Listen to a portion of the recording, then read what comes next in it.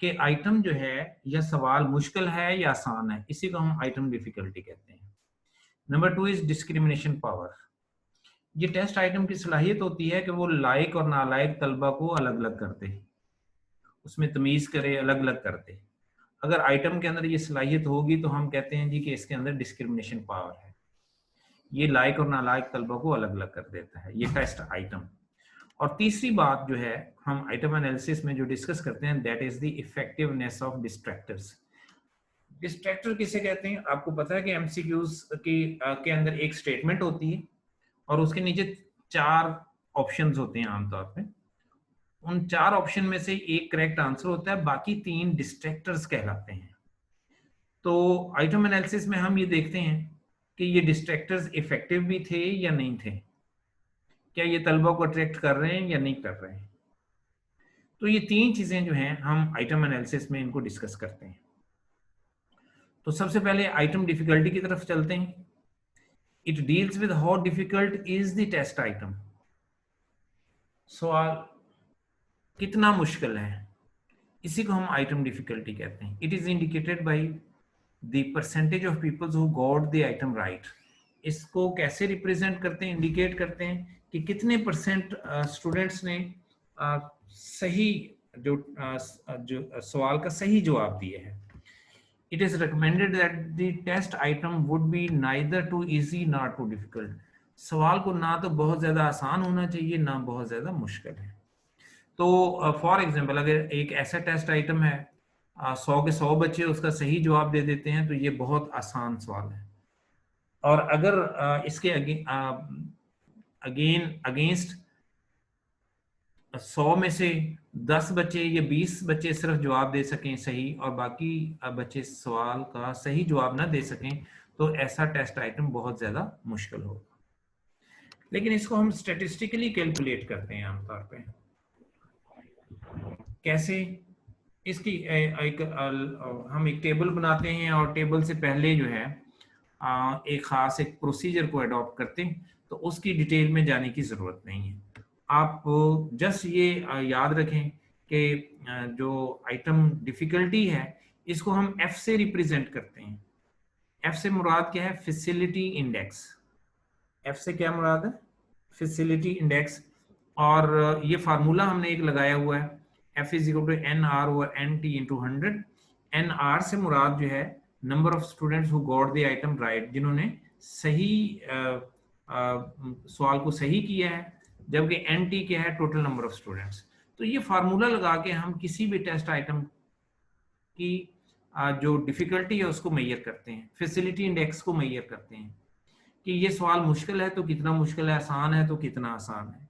तो जब ये फार्मूला लगाएंगे तो जाहिर सी बात है कोई ना कोई वैल्यू आएगी, ठीक है।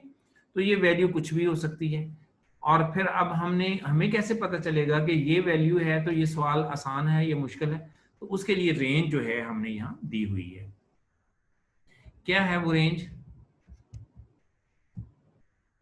F is facility index is acceptable, ठीक है ना। नॉर्मल रेंज का होगा, एक्सेप्टेबल है अगर इसकी वैल्यू आती है when it ranges from 30% to 70%। ये हमने जो फार्मूला लगाया है, इस फार्मूले को जब हम कैलकुलेट करेंगे और हमारी वैल्यू अगर 30 और 70% के दरमियान में आएगी तो ये एवरेज डिफिकल्टी है। ये क्या है? एवरेज डिफिकल्टी है। ये ऐसा सवाल काबिल कबूल है, एक्सेप्टेबल है। अगर वैल्यू जो है 70% से ज्यादा हो तो इसका मतलब ये है कि ये सवाल बहुत ज्यादा इजी है। 70% से ज्यादा लोग जो हैं उसका सही जवाब दे रहे हैं, तो ये सवाल बहुत आसान है। और बाकी जो वैल्यू रह जाती है दैट इज लेस देन 30%। तो लेस देन 30% अगर वैल्यू आती है तो ये सवाल मुश्किल है। तो आमतौर पे एमसीक्यूज में कोई फिगर या वैल्यू दे दी जाती है और पूछा जाता है कि बताएं जी ये सवाल आसान है या मुश्किल। तो आपने इसी रेंजेस को सामने रख के उसका जवाब देना होता है कि अगर ये 30 और 70 के दरमियान है तो एक्सेप्टेबल है, 70% से ज्यादा है तो बहुत ज्यादा आसान है, और 30% से कम है तो ये बहुत ज्यादा मुश्किल है। दूसरी जो बात हम इसमें करते हैं आइटम एनालिसिस में, that is discrimination power. It refers to degree to which test item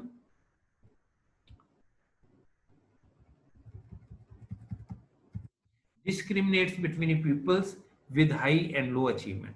ये लायक और नालायक तलबा को अलग अलग करने वाली बात है। तो इसी को हम क्या कहते हैं, दिस इज डिस्क्रिमिनेशन पावर। इसको ये भी, इसका भी एक खास प्रोसीजर है और उसकी की डिटेल में हम नहीं जा रहे, जस्ट हम इसके फार्मूले के ऊपर जाएंगे कि हम इसको कैलकुलेट कैसे करते हैं। तो ये इसका फार्मूला है डिस्क्रिमिनेशन पावर का। इसको हम डी से रिप्रेजेंट करते हैं, d is equal to N H minus N L over N. तो स्मॉल एन क्या है, नंबर ऑफ हाई और लो अचीवर्स। ये मैंने पहले कहा कि इसकी डिटेल में हम नहीं गए, तो यहाँ पे शायद आपको थोड़ा सा ना पता चले, लेकिन ये ऑब्जेक्टिव टाइप में ये नहीं पूछा जाएगा। आप सिर्फ फार्मूला याद कर लें, और फार्मूला जब हम अप्लाई करेंगे तो अगेन हमें जो वैल्यू आएगी उससे कैसे पता चलेगा कि ये आइटम डिस्क्रिमिनेट कर सकता है between high achievers and low achiever या नहीं कर सकता। तो इसकी जो नॉर्मल रेंज है, जो एक्सेप्टेबल है, वो है 1 से 0.30 के दरमियान। अगर आंसर देखें, एक चीज बिल्कुल आप क्लियर कर लें जहन में कि इसकी मैक्सिमम वैल्यू जो डी की आ सकती है वो 1 है।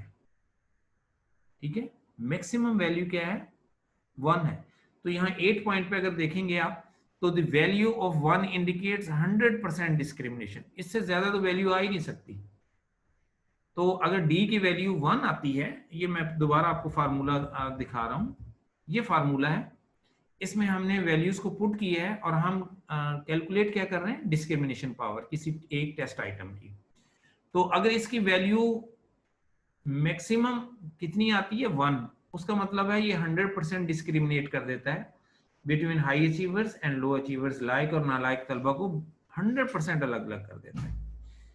तो बाकी जो वैल्यूज होंगी जाहिर है इसके कम होंगी, ये तो 100% वाली बात होगी।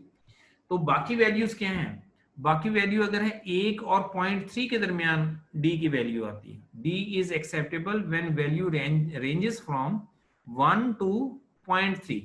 1 से 0.3 के दरमियान अगर वैल्यू आती है तो ये एक्सेप्टेबल है।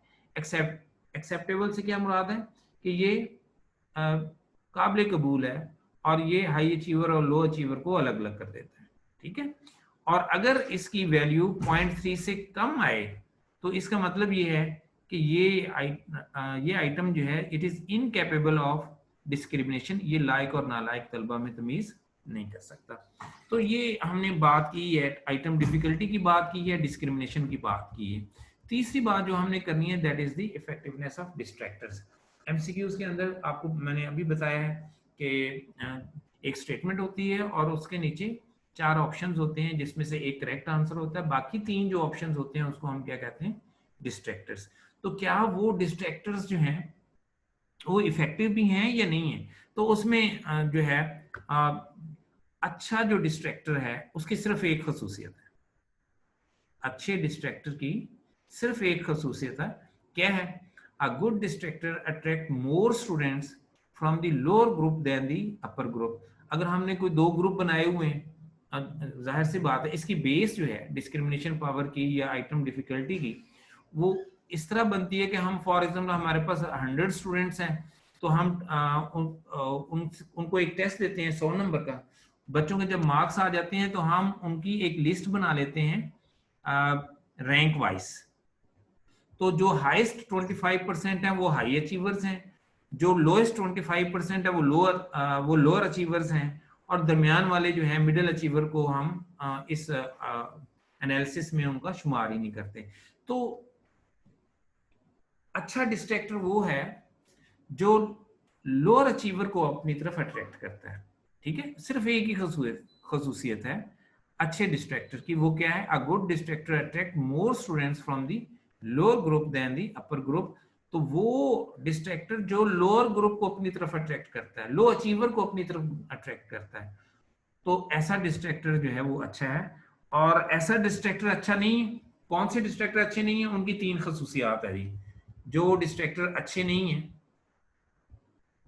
वो क्या क्या है, वो नंबर, अच्छा ये आप एक फॉर्मेशन देख लें, ये छोटी सी टेबल है जिसमें अल्टरनेटिव्स दिए गए हैं A B C D, ये ऑप्शंस हैं, जबकि A जो है वो करेक्ट आंसर है।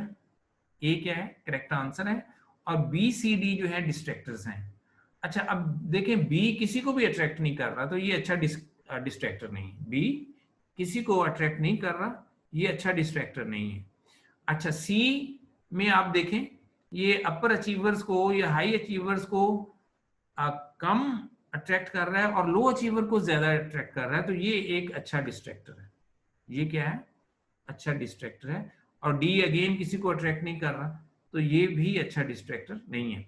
तो अल्टरनेटिव अगर आप नीचे देखेंगे, alternative B is poor distractor because it attracts more students from the upper group. ये इसकी थोड़ी सी ना फॉर्मेशन थोड़ी सी, एक मैं ठीक कर लूं, ये थोड़ी सी हिल गई है। नहीं, एक मिनट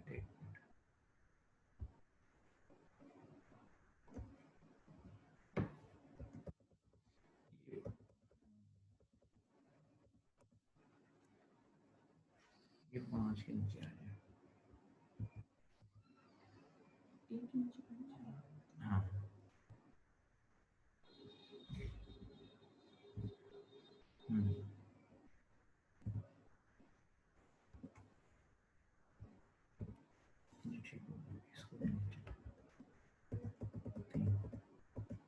ये ठीक।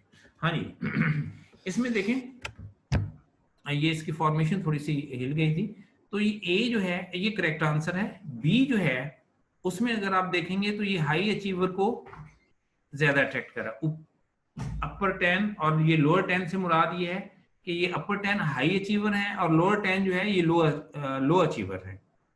तो बी जो ऑप्शन है, बी जो डिस्ट्रैक्टर है, वो किसको ज्यादा अट्रैक्ट कर रहा है? हाई अचीवर को। तो मैंने शुरू में कहा था कि वो जो हाई अचीवर को ज्यादा अट्रैक्ट करता है डिस्ट्रैक्टर, वो अच्छा डिस्ट्रैक्टर नहीं है। अच्छा डिस्ट्रैक्टर सिर्फ और सिर्फ वो है जो लो अचीवर को ज्यादा अट्रैक्ट करता है। तो सी किसी को अट्रैक्ट नहीं कर रहा, तो ये भी अच्छा डिस्ट्रैक्टर नहीं है। डी जो है इसमें देखें ये अपर अचीवर एक स्टूडेंट अट्रैक्ट हो रहा है और लोअर अचीवर में 5 स्टूडेंट अट्रैक्ट हो रहे हैं, तो ये लो अचीवर को ज्यादा अट्रैक्ट कर रहा है, इसलिए डी ऑप्शन जो है या जो डिस्ट्रैक्टर है ये अच्छा डिस्ट्रैक्टर है, क्योंकि ये लो अचीवर को ज्यादा अट्रैक्ट करता है। तो ये था इफेक्टिवनेस ऑफ डिस्ट्रैक्टर्स। इसमें से बाज़ का जो है एक एमसीक्यूज जो है वो पूछ लेते हैं, लेकिन आइटम डिफिकल्टी सर यहाँ अचीवर स्टूडेंट है।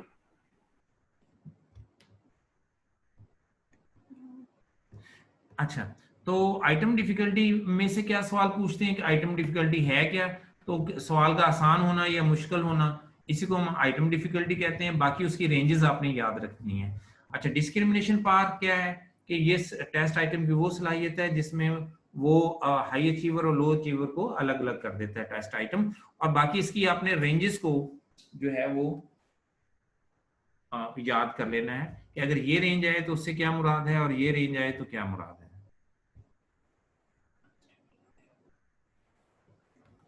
अच्छा तो ये जो आइटम एनालिसिस था उसमें हमने 3 चीजों को डिस्कस किया है। क्या क्या चीजें डिस्कस की हैं हमने? Item difficulty, number 2 is discrimination part, number 3 is क्या है ये इफेक्टिवनेस ऑफ डिस्ट्रैक्टर्स। अब हम बात करेंगे types of test by purpose. तो इसमें देखते हैं सबसे पहले हम बात करेंगे टीचर मेड टेस्ट। तो आप सब लोग जानते हैं कि टीचर मेड टेस्ट क्या होता है। टीचर मेड टेस्ट वो टेस्ट है जो आमतौर पे हमारे टीचर्स क्लासेस में लेते हैं ताकि तलबा की प्रोग्रेस को चेक करें, देखें कि वो तलबा की लर्निंग कैसे हो रही है और तलबा जो है बेहतर लर्न कर रहे हैं या नहीं कर रहे, उनकी डे टू डे प्रोग्रेस क्या है और उसकी करंट नॉलेज में उन्होंने क्या कुछ हासिल किया है या क्या उनकी कमी कोताही है। तो this is the teacher made test. ये हमारी डेली क्लास में जो टीचर्स जो हैं बच्चों के टेस्ट लेते हैं, इसको हम क्या कहते हैं? इसको हम टीचर मेड टेस्ट कहते हैं। और इसका मकसद क्या होता है कि हमने स्टूडेंट्स की अचीवमेंट को मेजर करना होता है कि आया तलबा जो है वो लर्न कर रहे हैं या नहीं कर रहे हैं। दूसरी बात जो आती है, this is very important, standardize test. Standardize test क्या है? तो सबसे पहले थोड़ा सा मैं एक्सप्लेन करता हूँ, फिर हम कंटेंट की तरफ जाते हैं कि इसके अंदर क्या लिखा हुआ है। स्टैंडर्डाइज टेस्ट आप लोग जानते हैं खासकर जो साइंस वाले हैं कि अगर हमने किसी चीज़ की पैमाइश करनी हो हमने कपड़े की पैमाइश करनी है तो इसका एक खास स्टैंडर्ड है हमारे पास कि इतनी लेंथ होगी तो ये 1 मीटर होगा, इतना वेट होगा तो ये 1 kg होगा। तो ये क्या है, ये एक स्टैंडर्ड है। अगर स्टैंडर्ड नहीं होगा तो फिर बड़ी कंफ्यूजन और मसले मसाइल आते हैं, ठीक है ना। अगर हर किसी की अपनी लेंथ के पैमाने होंगे तो वो जाहिर सी बात है उसमें मसाइल आएंगे। तो स्टैंडर्ड, अब हम बात करेंगे स्टैंडर्डाइज टेस्ट। एक तो हमने बात की टीचर मेड टेस्ट की, अब हम आ रहे हैं किस तरफ, standardize test. Teacher made test, चले मैं एक आपके सामने एक मिसाल रखता हूँ। फॉर एग्जांपल क्लास का जो टीचर है वो बच्चों से टेस्ट लेता है, तो बच्चों के नंबर आते हैं 70% से 80% के, तमाम बच्चों के नंबर कितने आ रहे हैं, 70% से 80% के दरमियान। यही बच्चे जब बोर्ड के इम्तिहान में जाते हैं तो पता चले कि ये बच्चे जो हैं वहाँ जो नंबर ले रहे हैं वो 30% ले रहे हैं, 40% ले रहे हैं।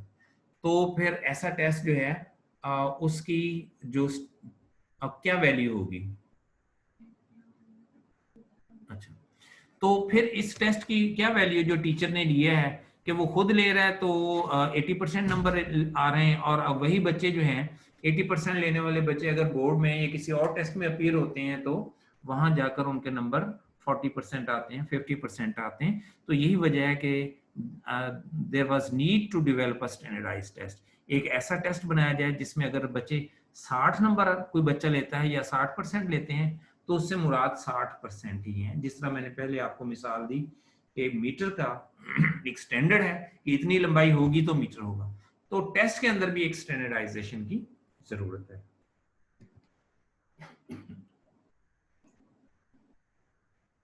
तो स्टैंडर्डाइज टेस्ट की खसूसियात क्या हैं, ये एक्सपर्ट्स बनाते हैं। एक्सपर्ट्स कौन, सब्जेक्ट के एक्सपर्ट्स और जो एजुकेशन असेसमेंट के एक्सपर्ट्स, ये मिल के ये टेस्ट बनाते हैं स्टैंडर्डाइज टेस्ट। और इसकी इंस्ट्रक्शंस बड़ी यूनिफॉर्म होती हैं, एक जैसी इंस्ट्रक्शंस होती हैं, एक जैसे माहौल में ये दिया जाता है, और स्कोरिंग की भी इसकी खास इंस्ट्रक्शंस दी जाती हैं यूनिफॉर्म, सबके लिए एक ही इंस्ट्रक्शंस होंगी टेस्ट एडमिनिस्ट्रेशन के हवाले से और स्कोरिंग के हवाले से। और तीसरी जो बात है इसमें कि टेबल ऑफ नॉर्म्स होते हैं फॉर स्कोर इंटरप्रिटेशन। टेबल्स दिए होते हैं कि अगर इतने नंबर होंगे तो इससे ये मुराद है, इतने नंबर आएंगे तो इससे ये मुराद है, और इस इतने नंबर आएंगे तो इससे ये मुराद है। तो स्टैंडर्डाइज टेस्ट माहिरीन बनाते हैं। और थोड़ी सी मैं इसके हवाले से मजीद बता दूं क्योंकि आगे ये चीज़ें नहीं आएंगी कि स्टैंडर्डाइज टेस्ट बनता कैसे है। स्टैंडर्डाइज टेस्ट ऐसे बनता है कि फॉर एग्जांपल हम बायोलॉजी का एक टेस्ट बनाना चाहते हैं, एक टेस्ट एमसीक्यूज जिसके अंदर 100 एमसीक्यूज हों, तो हम तकरीबन कोई ऐसा माहिरीन मिल के कोई इतने सारे एमसीक्यूज बनाएंगे कि वो तकरीबन 130, 40 या 50 एमसीक्यूज डेवलप करेंगे। फिर ये जो टेस्ट बनता है जिसके अंदर 140 या 50 एमसीक्यूज हों, ये बहुत बड़ी पॉपुलेशन को दिया जाता है। फॉर एग्जांपल हमने 10th क्लास के लिए ये बनाना है बायोलॉजी का टेस्ट, तो बायोलॉजी के कुछ 10,000 बच्चे होंगे, उनको ये टेस्ट दिया जाएगा। जब ये टेस्ट दिया जाएगा उनकी स्कोरिंग होगी, स्कोरिंग के बाद जो है जिस तरह हमने आइटम डिफिकल्टी की बात की थी, आइटम एनालिसिस की बात की थी, तो इसमें से वही टेस्ट आइटम डिफिकल्टी या आप कह रहे हैं आइटम एनालिसिस इसका किया जाएगा, और बहुत ज़्यादा जो आसान सवाल हैं, बहुत ज़्यादा मुश्किल सवालात हैं वो निकाल दिए जाएंगे और एवरेज डिफिकल्टी के सवालात ले लिए जाएंगे। तो हमने फॉर एग्जांपल अगर 150 सवाल पहले बनाए थे तो उसमें से फॉर एग्जांपल बहुत ज़्यादा आसान और बहुत ज़्यादा मुश्किल सवालात जो थे वो 70 थे, तो बाकी कितने रह जाएंगे, बाकी 80 सवाल रह जाएंगे एमसीक्यूज। तो इसमें मजीद हम ऐड करेंगे, फिर इसको 140-50 एमसीक्यूज बनाएंगे, माहिरीन बनाएंगे, और फिर ये तकरीबन 10,000 की पॉपुलेशन पे ये टेस्ट एडमिनिस्टर होगा, उनको दिया जाएगा, बच्चे इसको हल करेंगे, और अगेन इसके ऊपर आइटम एनालिसिस लगेगा। आइटम एनालिसिस की छाननी लगेगी, फिर इसमें से आसान और मुश्किल सवालात निकाल दिए जाएंगे, ऐसे आइटम जो डिस्क्रिमिनेशन जिनकी पावर बहुत कम हो वो निकाल दिए जाएंगे, और ये प्रोसेस कोई 10 साल चलता रहेगा। तो उसके बाद जो टेस्ट बनेगा उसको हम स्टैंडर्डाइज टेस्ट कहते हैं। आमतौर पे एक स्टैंडर्डाइज टेस्ट बनाने में 8 से 10 साल लग जाते हैं। तो अब हम बात करते हैं सिमिलैरिटीज क्या है टीचर मेड टेस्ट और स्टैंडर्डाइज टेस्ट के दरमियान, और फिर इनके दरमियान डिफरेंसेस क्या हैं। तो सिमिलैरिटीज तो यही हैं, both are based on a table of specification. ये हम बात करेंगे किसी टाइम, और ये टेबल ऑफ स्पेसिफिकेशन क्या है। तो जब भी कोई टेस्ट बनाया जाता है उससे पहले टेबल ऑफ स्पेसिफिकेशन बनाई जाती है, और टेबल ऑफ स्पेसिफिकेशन दोनों में बनाई जाती है। चाहे टीचर मेड टेस्ट है, आमतौर पे हमारे यहाँ बनाई नहीं जाती, लेकिन एक्सपर्ट्स कहते हैं ये बनानी ज़रूरी है टेबल ऑफ स्पेसिफिकेशन, चाहे आप टीचर मेड टेस्ट बना रहे हैं या स्टैंडर्डाइज्ड टेस्ट बना रहे हैं। दोनों के अंदर same type of test item use हो सकते हैं, एमसीक्यूज उधर भी यूज हो सकते हैं टीचर मेड टेस्ट में और स्टैंडर्डाइज्ड टेस्ट में भी। दोनों के अंदर तलबा के लिए जो डायरेक्शंस जो हैं वो दी जाती हैं। तो ये तो सिमिलैरिटीज हो गई between teacher made test and standardized test. अब हम बात करते हैं कि डिफरेंसेस क्या हैं। तो उसमें हम देखेंगे कि स्टैंडर्डाइज्ड टेस्ट में पहली चीज जो बात हम करते हैं that is learning outcomes and content measured की बात करेंगे कि major outcomes and content common to the majority of school. ये जो स्टैंडर्डाइज्ड टेस्ट होता है ये किसी एक खास सिलेबस के हवाले से नहीं होता। इसमें जो आउटकम्स को मेजर किया जाता है, मेजर आउटकम्स एंड कंटेंट, ठीक है ना। आउटकम्स को मेजर करता है और कंटेंट्स को मेजर करता है कौन से, common to majority of schools, जो जनरल टॉपिक होते हैं। देखिए बायोलॉजी अगर यूके के अंदर पढ़ाई जा रही है, बायोलॉजी अगर अमेरिका के अंदर पढ़ाई जा रही है, बायोलॉजी जो पाकिस्तान के अंदर पढ़ाई जा रही है, तो उसके अंदर जो कॉमन टॉपिक्स होंगे, जनरल टॉपिक्स होंगे, उनकी मेजरमेंट की जाती है स्टैंडर्डाइज्ड टेस्ट में। तो स्टैंडर्डाइज्ड टेस्ट किसी एक खास स्कूल के जो सिलेबस उसमें से नहीं बनाया जाता, बल्कि कहाँ से बनाया जाता है, मेजॉरिटी ऑफ स्कूल्स का जो सिलेबस है या कंटेंट्स उसमें से बनाया जाता है।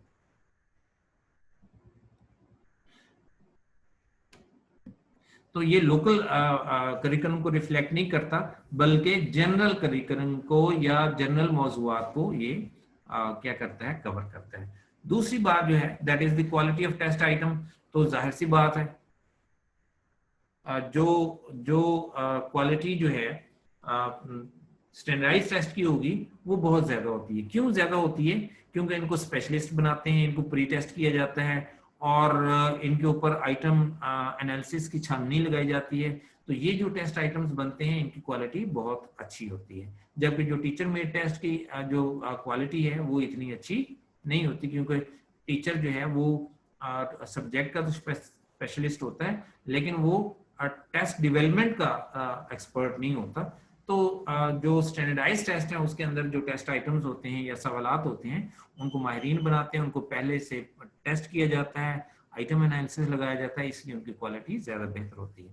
इनकी रिलायबिलिटी जो है वो बहुत ज्यादा होती है। स्टैंडर्डाइज्ड टेस्ट की रिलायबिलिटी 0.80 और 0.95 के दरमियान रहती है, और ज्यादातर ये 0.90 इसकी रिलायबिलिटी होती है। जबकि जो टीचर मेड टेस्ट है उसकी रिलायबिलिटी एक तो वैसे मेजर नहीं की जाती आमतौर पे, और अगर मेजर की भी जाए तो उसकी रिलायबिलिटी कम होती है, क्योंकि उसको एक्सपर्ट माहिरीन नहीं बनाते। Then administration and scoring. तो जो स्टैंडर्डाइज्ड टेस्ट होते हैं उसके अंदर स्पेसिफिक इंस्ट्रक्शंस जो हैं दी जाती हैं। आप जानते हैं कि जब कोई हम इलेक्ट्रॉनिक्स की कोई चीज़ खरीदते हैं तो उसके साथ एक मैनुअल होता है कि जी इस जो भी इलेक्ट्रॉनिक की चीज़ है उसको आपने ऐसे मैनिपुलेट करना है, उसको बंद कैसे करना है, उसको खोलना कैसे, उसके अंदर दूसरी चीज़ें किस तरीके से आपने एडजस्ट करनी। इन द सेम वे जो स्टैंडर्डाइज्ड टेस्ट होता है इसके साथ भी एक मैनुअल होता है जिसके अंदर तमाम इंस्ट्रक्शंस जो हैं वो लिखी हुई होती हैं कि इसको आपने किन हालात में देना है, कितने टाइम के लिए देना है, इसकी स्कोरिंग कौन लोग करेंगे। तो ये सारी इंस्ट्रक्शंस उसके अंदर मौजूद होती हैं। और इंटरप्रिटेशन लास्टली जो हम बात करेंगे स्टैंडर्डाइज्ड टेस्ट के हवाले से वो क्या है, इंटरप्रिटेशन ऑफ द स्कोर्स। इसके लिए भी जो है नॉर्म ग्रुप्स बनाए जाते हैं। Scores can be compared with those of norm groups. जो स्टैंडर्डाइज्ड टेस्ट के जो स्कोर्स आते हैं उसको हम कंपेयर कर लेते हैं मुख्तलिफ ग्रुप्स के साथ, और test manual and other guides aid interpretation and use. जो नताइज आते हैं उसके लिए उसकी इंटरप्रिटेशन के हवाले से भी गाइडलाइन मौजूद होती है कि अगर ये नंबर आते हैं बच्चों के तो इससे ये मुराद है, ये नंबर आते हैं तो इससे ये मुराद है, और ये नंबर आते हैं तो इससे ये मुराद है। बच्चों की सलाहियतें क्या हैं, उनमें कमी कोताही क्या है, ये सब उसके अंदर मौजूद होता है। तो उन बच्चों की जो इंटरप्रिटेशन ऑफ रिजल्ट्स हैं, ये इंटरप्रिटेशन ऑफ स्कोर्स हैं, वो उसके लिए गाइडलाइंस भी मौजूद होती हैं।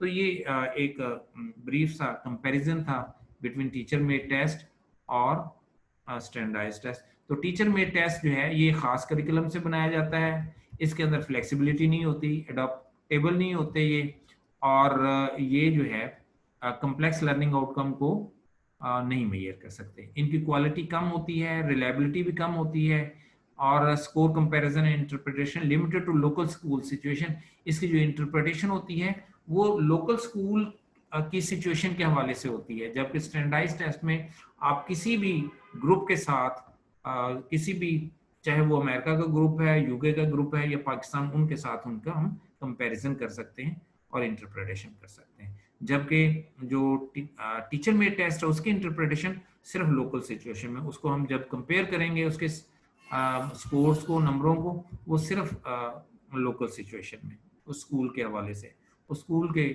जो बच्चे हैं उनके साथ उनका कंपैरिजन हो सकता है, इंटरनेशनली उनका कंपैरिजन नहीं हो सकता। अच्छा जी, then norm reference test and criterion reference test.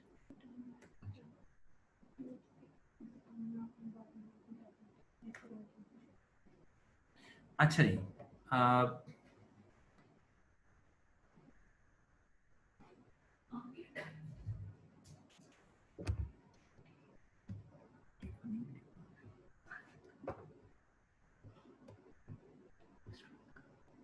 अच्छा जी, norm reference test and criterion reference test, इसमें से भी एमसीक्यूज पूछे जाते हैं और बड़ा इंपॉर्टेंट टॉपिक है।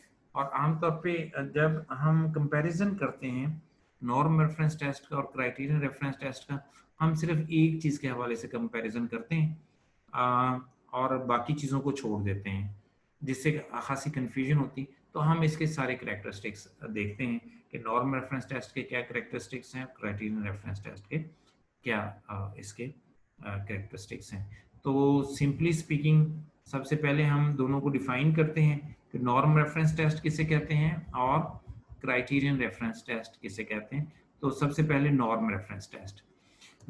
The test scores are interpreted by comparing scores with the groups। अच्छा, नॉर्म रेफरेंस टेस्ट वो होते हैं जिसमें हम जो नताइज आते हैं या स्टूडेंट्स के जो स्कोर्स आते हैं जो या जो रिजल्ट्स हैं उनको कंपेयर करते हैं विद द ग्रुप। ठीक है, नॉर्म किसे कहते हैं, नॉर्म रेफरेंस टेस्ट। नॉर्म के दो मीनिंग है एक्चुअली। नॉर्म जो है वो एक स्टैंडर्ड को भी कहते हैं, नॉर्म ग्रुप को भी कहते हैं। तो यहाँ नॉर्म रेफरेंस टेस्ट से मुराद नॉर्म के जो मीनिंग लिए जा रहे हैं वो ग्रुप्स के हैं। तो ये वो टेस्ट है जिसमें तालिब इल्म के जो स्कोर्स हैं या नंबर हैं उसको हम कंपेयर करते हैं विद द ग्रुप। किसके साथ कंपेयर करते हैं, विद द ग्रुप, और देखते हैं कि तालिब इल्म की पोजीशन क्या है। तालिब इल्म की पोजीशन का उसी वक्त पता चलता है ना जब हम उसको कंपेयर करते हैं, उसके नंबरों का दूसरे तलबा से मुवाजना करते हैं। तो फॉर एग्जांपल हम कहते हैं जी एक तालिब इल्म के जो है वो 80 नंबर हैं, तो ग्रुप में अगर वो उसकी पोजीशन हाईएस्ट है तो हम कहते हैं ग्रुप के। हमने किसके साथ कंपेयर किया, 80 नंबर एक तालिब इल्म की परफॉर्मेंस को ग्रुप की परफॉर्मेंस कि अगर वो पहली पोजीशन पे खड़ा है तो हम कहेंगे उस तालिब इल्म की परफॉर्मेंस बहुत अच्छी है, क्योंकि हमने क्या किया, उसको कंपेयर किया विद द ग्रुप। तो ऐसे टेस्ट जिसमें तालिब इल्म की परफॉर्मेंस को कंपेयर करें with the performance of the group, तो ऐसे टेस्ट को हम क्या कहते हैं, नॉर्म रेफरेंस टेस्ट। कि तालिब इल्म की इसमें रिलेटिव स्टैंडिंग क्या है, कि वो दूसरों के जो रिलेटिवली आप कह लें उसकी पोजीशन क्या है, बाकी लोगों की पोजीशन क्या है। तो मैंने आपको यही बताया कि फॉर एग्जांपल मैं इसको और एक्सप्लेन कर रहा हूँ, एक तालिब इल्म में उसने 80 नंबर लिए और वो ग्रुप में सबसे हाईएस्ट है, तो हम कहेंगे उसकी परफॉर्मेंस बहुत अच्छी है। लेकिन अगर वही 80 नंबर तालिब इल्म लेने वाला तालिब इल्म अपने ग्रुप में उसके सबसे कम नंबर हैं और बाकी लोगों के ज्यादा नंबर हैं, तो हम क्या कहेंगे कि ये जो परफॉर्मेंस है या बच्चे के स्कोर हैं या उसके जो मार्क्स हैं वो अच्छे नहीं हैं, क्योंकि ग्रुप ने उससे ज्यादा लिए हैं। तो नॉर्म रेफरेंस टेस्ट वो है जिसमें तालिब इल्म की परफॉर्मेंस को हम कंपेयर करते हैं विद द ग्रुप। ठीक है, 80 इसमें अगेन मैं एक्सप्लेन कर रहा हूँ कि 80 नंबर लेने वाला अगर टॉप पे है तो हम कहेंगे बहुत अच्छी परफॉर्मेंस है, लेकिन नंबर वही है सेम 80, लेकिन उस ग्रुप में बाकी सब लोगों ने 80 से ज्यादा नंबर लिए, तो फिर हम कहेंगे कि ये लोएस्ट पोजीशन है, ये परफॉर्मेंस अच्छी नहीं है। अच्छा जी, कोई बात नहीं। तो क्राइटेरियन रेफरेंस टेस्ट क्या है? जिसके अंदर test scores are interpreted by comparing scores with the predetermined criteria. ये बड़ी इंपॉर्टेंट बात है, मैं यहाँ पे एग्जांपल भी दूंगा। यहाँ पे हम जो तालिब इल्म के जो स्कोर्स हैं या नंबर हैं उसको ग्रुप के साथ कंपेयर नहीं करते, उसके साथ उसको कंपेयर करते हैं पहले से हमने अगर कोई क्राइटेरिया बना लिया है, बल्कि बनाते हैं तो उसके साथ कंपेयर करते हैं कि इस तालिब इल्म की परफॉर्मेंस कैसी है। फॉर एग्जाम्पल, आप लोग जानते हैं कि अगर गवर्नमेंट ने कोई रिक्रूटमेंट करनी हो क्लर्क्स की, तो वो कहते हैं जी इंटरमीडिएट प्लस उसकी क्वालिफिकेशन क्या हो कि उसने इंटरमीडिएट किया हुआ, साथ उसकी स्पीड हो 30 वर्ड्स पर मिनट। क्या हो? क्राइटेरिया बना दिया 30 वर्ड्स पर मिनट। अब तालिब इल्म जब तक 30 वर्ड्स पर मिनट या कैंडिडेट इसको कंपोज नहीं करेगा उस वक्त तक वो एलिजिबल नहीं होगा। ठीक है, तो जो बच्चा 30 वर्ड्स पर मिनट कंपोज करेगा, ये हमने क्या बना दिया क्राइटेरिया। अब उसको मीट करेगा तो उसकी परफॉर्मेंस अच्छी है। अब चाहे 50 कैंडिडेट्स हों और सबकी परफॉर्मेंस जो है वो 28 वर्ड्स पर मिनट हो और एक तालिब इल्म में उसके 29 वर्ड्स पर मिनट हो, तो ये बच्चा क्वालिफाई 29 नंबर लेने वाला क्वालिफाई नहीं करेगा, हालांकि उसकी परफॉर्मेंस जो है बाकियों से सबसे अच्छी है। अगर हम नॉर्म रेफरेंस टेस्ट के हवाले से बात करते तो हम कहते हैं ये बच्चा तो इसकी परफॉर्मेंस बहुत अच्छी है जिसने 29 वर्ड्स पर मिनट जो है वो टाइप किए। लेकिन अब हमने उसको ग्रुप के साथ कंपेयर नहीं करना, अब हमने उसको ग्रुप कंपेयर करना है विद द क्राइटेरिया। क्राइटेरिया क्या है? 30 वर्ड्स। 30 वर्ड्स टाइप करेगा तो वो क्वालिफाई करेगा, वरना उसकी परफॉर्मेंस अच्छी नहीं है। तो क्राइटेरियन रेफरेंस टेस्ट में हम तालिब इल्म के स्कोर्स को कंपेयर करते हैं विद प्री डिटरमिन्ड क्राइटेरिया। पहले से ही हमने एक क्राइटेरिया जो है वो बनाया हुआ है, उसके साथ डिस्कस करते हैं, उसके साथ कंपेयर करते हैं। अच्छा जी, this is not the only characteristic of norm and criterion reference test. इसके और भी जो है करेक्टर और भी खसूसियात हैं, तो उसको हम देखते हैं कि वो क्या है। बस 2 मिनट इसमें। अच्छा जी, तो ये जो एनआरटी और सीआरटी के अंदर जो और खसूसियात हैं norm reference test, criterion reference test, उसमें एक बात और आप गौर करें कि NRT typically covers a large domain of learning task. ये large domain of learning task है। एनआरटी जो होता है नॉर्म रेफरेंस टेस्ट, उसके अंदर ज्यादा टास्क होते हैं स्टूडेंट्स के लिए जिनको उन्होंने अचीव करना होता है, लर्निंग टास्क। फॉर एग्जांपल, उसने ऐसे भी लिखना है, उसने स्टोरी भी लिखनी है, उसने कंप्रीहेंशन भी करनी है, ग्रामर की एक्टिव वॉइस पैसिव वॉइस भी करने हैं, उसने जो है डायरेक्ट इनडायरेक्ट भी करने हैं। तो ये क्या है? Large domain of learning task. बहुत सारी चीजें होती हैं जो उसने करनी होती हैं। ये किसकी खसूसियत है? नॉर्म रेफरेंस टेस्ट की। जबकि जो सीआरटी है, criterion reference test, typically focuses on a limited domain of learning task. उसमें सिर्फ एक या दो चीजें ही चेक करनी होती हैं, मैयर करनी होती है, और लर्निंग टास्क भी उसका लिमिटेड होता है। फॉर एग्जांपल, कि सारे का सारा जो टेस्ट होगा वो स्पेलिंग चेक पे होगा कि 100 वर्ड्स दिए गए हैं, उसमें उसने देखना है कि स्पेलिंग ठीक है या ठीक नहीं है। स्पेलिंग के अंदर वो हम फिल इन द ब्लैंक एक वर्ड को निकाल के बना देते हैं, तो वो सारे का सारा टेस्ट जो है स्पेल चेक पे ही होगा कि वर्ड्स के स्पेलिंग बच्चे को आते हैं या नहीं, या पूरे का पूरा टेस्ट 1 डिजिट एडिशन के ऊपर ही होगा। ठीक है, तो इसके अंदर जो डोमेन है लर्निंग टास्क का वो बड़ा लिमिटेड होता है। नंबर 3 पे आते हैं जी। यहाँ पे जो एनआरटी नॉर्म रेफरेंस टेस्ट है उसके अंदर जो टेस्ट आइटम होते हैं वो एवरेज डिफिकल्टी के होते हैं, जबकि क्राइटेरियन रेफरेंस टेस्ट में जो टेस्ट आइटम होते हैं उनका ताल्लुक लर्निंग टास्क के साथ है। अगर लर्निंग टास्क मुश्किल है तो टेस्ट आइटम भी मुश्किल होंगे, अगर वो आसान है तो टेस्ट आइटम भी आसान होंगे। एनआरटी जो है ये सर्वे टेस्टिंग है, एक सवाल इधर से ले लिए, एक इधर से ले लिए, एक इधर से ले लिया। जबकि जो सीआरटी है used primarily for mastery testing, इसमें ये चीज देखी जाती है क्राइटेरियन रेफरेंस टेस्ट में कि तालिब इल्म ने किसी चीज पर किस हद तक अबूर पाया है। तो ये 3-4 डिफरेंसेस जो हैं वो सीआरटी और एनआरटी के दरमियान मैंने आपको बताए। और आखिर में मैं बात करूंगा एडिक्वेसी के हवाले से। आपने कहा था कि इसको जरा रिपीट कर दें। तो adequacy mean the practical consideration of test administration. Practical consideration, सबसे पहले तो मैं ये बताऊं टेस्ट एडमिनिस्ट्रेशन क्या है। टेस्ट एडमिनिस्ट्रेशन उस प्रोसेस को कहते हैं जिसमें तलबा जो है हॉल के अंदर बैठते हैं, उनको चेयर्स दी जाती हैं, उनको पेपर दिया जाता है, 3 घंटे वो वहां बैठते हैं और पेपर को हल करते हैं और वापस कर देते हैं। इसको हम कहते हैं टेस्ट एडमिनिस्ट्रेशन। ठीक होगी बात। तो अगर तो टेस्ट एडमिनिस्ट्रेशन आसान, प्रैक्टिकल कंसिडरेशन क्या है? प्रैक्टिकल कंसिडरेशन ये है कि टेस्ट एडमिनिस्ट्रेशन आसान है या नहीं है, मुश्किल है। प्रैक्टिकल कंसिडरेशन ये है कि टेस्ट बच्चों को देना, उनसे लेना, और वो तमाम सूरत हाल जो हॉल के अंदर पेश आती है, ये प्रैक्टिकल कंसिडरेशन है। कितना टाइम है? तो वो टेस्ट जिनमें टाइम जो है वो ज्यादा से ज्यादा 1 घंटा हो, ये प्रैक्टिकल कंसिडरेशन है। तो ये जो है अगर कम होगा टाइम तो हम कहते हैं कि ये इसकी एडिक्वेसी है। टेस्ट की इस खसूसियत को हम एडिक्वेसी कहते हैं कि प्रैक्टिकल कंसिडरेशन आसान है उसको लेना या मुश्किल। जाहिर सी बात है, अगर उसके डायरेक्शंस क्लियर हैं, कम हैं, तो उसकी एडिक्वेसी ज्यादा है। अगर उसकी डायरेक्शन कंफ्यूज्ड है, ज्यादा है, तो उसकी एडिक्वेसी कम है। अगर उसकी टाइम ज्यादा है तो एडिक्वेसी कम है। अगर टाइम शॉर्ट है तो उसकी एडिक्वेसी ज्यादा है। इसी तरीके से उसकी उसकी अगर स्कोरिंग आसान है तो एडिक्वेसी ज्यादा है, अगर स्कोरिंग मुश्किल है तो ये एडिक्वेसी उसकी कम होगी। तो ये प्रैक्टिकल कंसिडरेशन है कि टेस्ट देना आसान है या मुश्किल है। थैंक यू वेरी मच जी, बहुत शुक्रिया।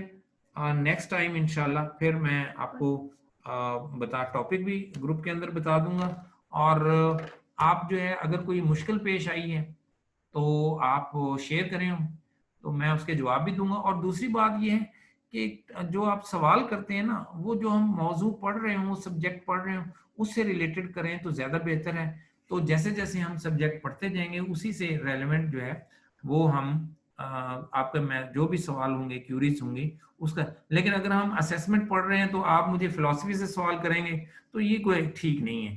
तो जैसे जैसे हम सब्जेक्ट पढ़ेंगे उसी तरतीब से आप सवाल करें, और इंशाल्लाह मैं उनको उनके आंसर्स भी दूंगा और आपको टॉपिक भी बता दे दूंगा टेस्ट उसके ग्रुप के अंदर। Thank you very much.